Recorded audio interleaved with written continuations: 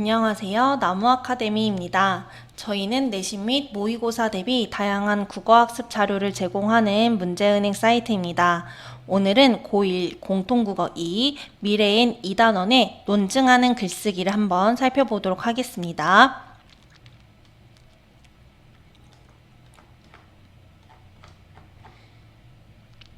당신은 개를 키울 자격이 있나요? 신문 하나를 보도록 할게요. 버려져도 갈 곳이 없어요. 동물보호소 포화 상태. 올해도 어김없이 관광지나 인적이 드문 시골에 유기된 동물들이 속출하였다. 매년 버려진 동물들로 지자체 동물보호소는 포화 상태이며 각 지자체는 이에 관한 대책을 고민하고 있다라는 기사인데요. 실제로 관광지에 가서 자신이 키우던 고양이나 강아지를 버리고 오는 유기하는 경우가 많다고 합니다. 그 다음은 사회관계망 서비스 SNS에 나타난 유기견 관련 자료입니다. 비글 10kg 2021년생 고속도로 휴게소에서 발견이 됐다고 합니다.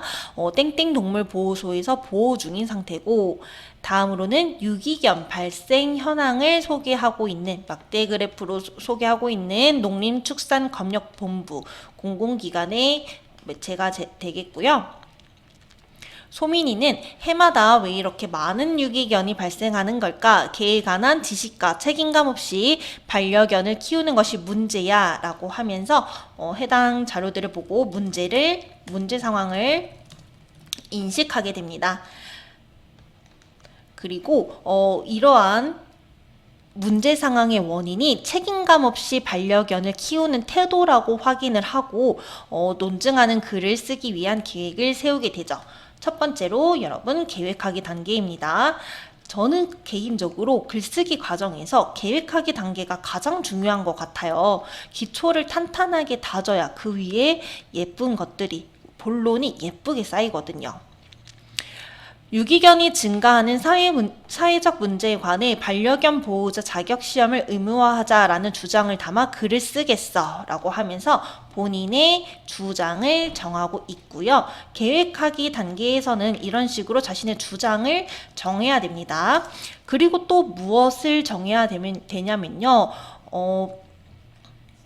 그 다음에 무엇을 목적으로 할 것인지, 그 다음에 예상 독자는 누구인지, 그 다음에 글을 어디에 실을 것인지, 글을 실을 매체를 정해 주어야 합니다. 자, 그래서 소민이가 정한 글쓰기 계획은 이와 같습니다. 우선 주장은요, 반려견 보호자 자격시험을 의무화하자. 그러면 조금 책임감이 생길 거라고 판단을 했나 봐요.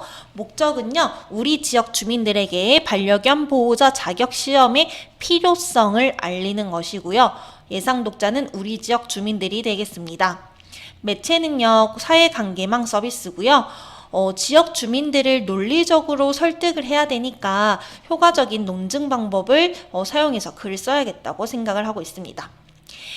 계획하기 단계를 지나고 나서는요, 내용 생성하기 단계로 들어가는데요. 다양한 매체에서 자료를 수집하고 이것을 모두 다 쓰는 게 아니라 자료를 선별해서 근거로 삼아야 됩니다. 그렇다면 저희는 소민이가 수집한 자료들을 순차적으로 확인을 해볼게요. 먼저 자료 1은 인터넷 게시판입니다. 강아지를 기르는 사람들이 궁금해하는 내용을 토대로 반려견을 기를 때 관련 지식이 필요하다라는 것을 알 수 있게 하는 자료라고 하는데요. 봅시다.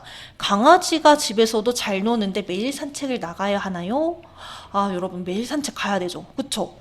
그 다음에 강아지도 예방접종을 해야 된다는데 종류와 비용을 알고 싶어요. 강아지가 발을 자꾸 핥는데 내버려 두었더니 염증이 생겼어요? 와, 정말 말도 안 되죠, 여러분. 강아지를 키우려면 이런 것들은 기초 지식으로 알고 있어야 합니다. 그 소민이의 주장과도 관련이 있는 내용이기 때문에 적절한 내용 같습니다. 자료 2는 서울특별시 통계 자료입니다. 믿을 만한 신뢰성이 있는 자료가 되겠네요. 반려동물 소음 민원 접수 현황인데요. 자, 반려견이 소음 민원이 점점 매년 증가하는 양상을 보여주고 있는 자료가 되겠습니다. 자료 3은요, 신문기사입니다. 독일에서 반려견 보호자 자격시험을 쳤더니 개물림 사고가 현저히 감소했다는 내용이고요. 자료 4는 잡지인데요. 반려견 한 마리를 1년간 키우는데 발생하는 탄소량에 대해서 다루고 있는 신문 기사가 되겠습니다. 반려견이 환경오염에 미치는 영향을 보여주는 자료가 되겠네요. 다음은 자료 5입니다. 소방청 통계 자료인데요. 개물림 사고 환자 이송 현황을 나타내는 자료입니다. 강아지를 잘 돌보지 않는다는 것을 보여줄 수 있는 그런 자료가 되겠습니다. 자, 그런데 이 중에 자료 4번을 한번 볼게요. 다른 것들은 뭔가 강아지를 키우는 주인의 자격이라든지 개를 키울 때 제대로 돌보지 않았을 때 발생할 수 있는 문제점에 대한 자료인데, 자료 4번의 경우에는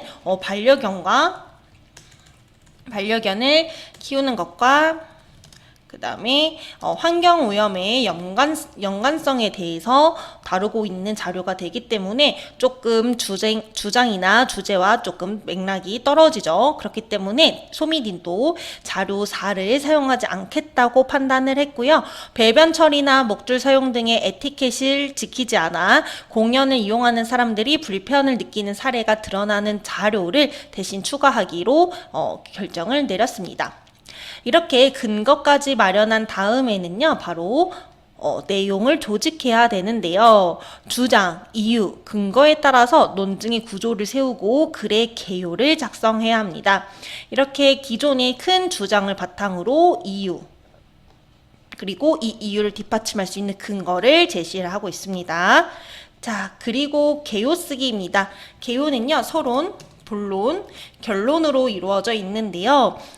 먼저 서론에서는요, 문제를 제기하고 본론에서는 주장과 그에 대한 이유, 근거를 구체적으로 명시합니다.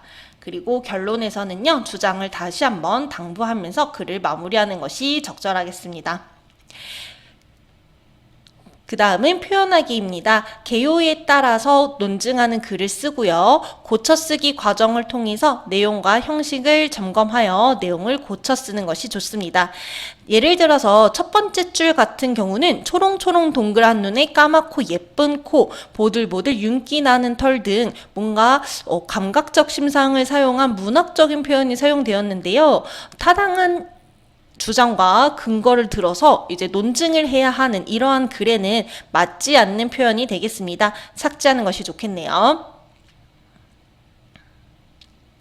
그리고 예상되는 반론에 대한 반박도 또 필요하고요. 마지막은 질문의 형식으로 글을 마무리하고 있는 소민이의 글이 되겠습니다. 그렇다면 저희는 관련 문제를 한번 풀어보도록 하겠습니다. 저희는 1번 문제를 풀어보도록 하겠습니다. 논증하는 글에 대한 설명으로 적절하지 않은 것을 골라주시면 되고요. 학생 여러분들은 영상을 잠시 멈추시고 1번 문제를 스스로 풀어보시기 바랍니다.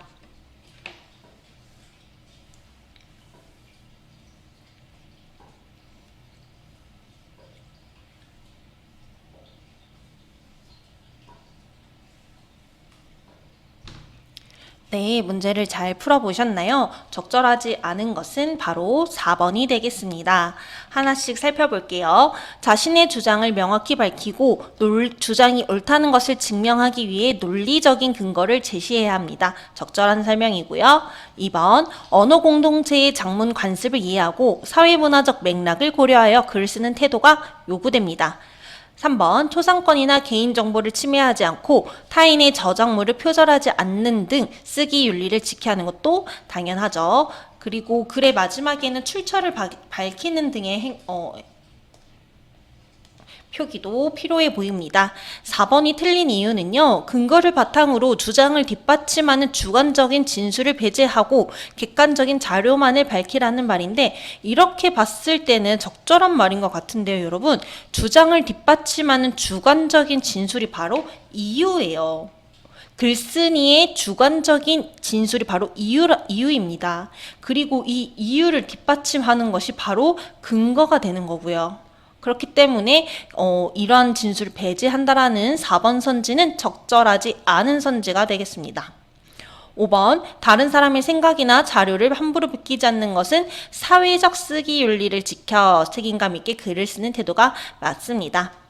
해당 단원에 대한 강의는 여기서 마무리하도록 하겠습니다. 더 많은 학습 자료는 저희 나무 아카데미를 확인해 주세요. 감사합니다.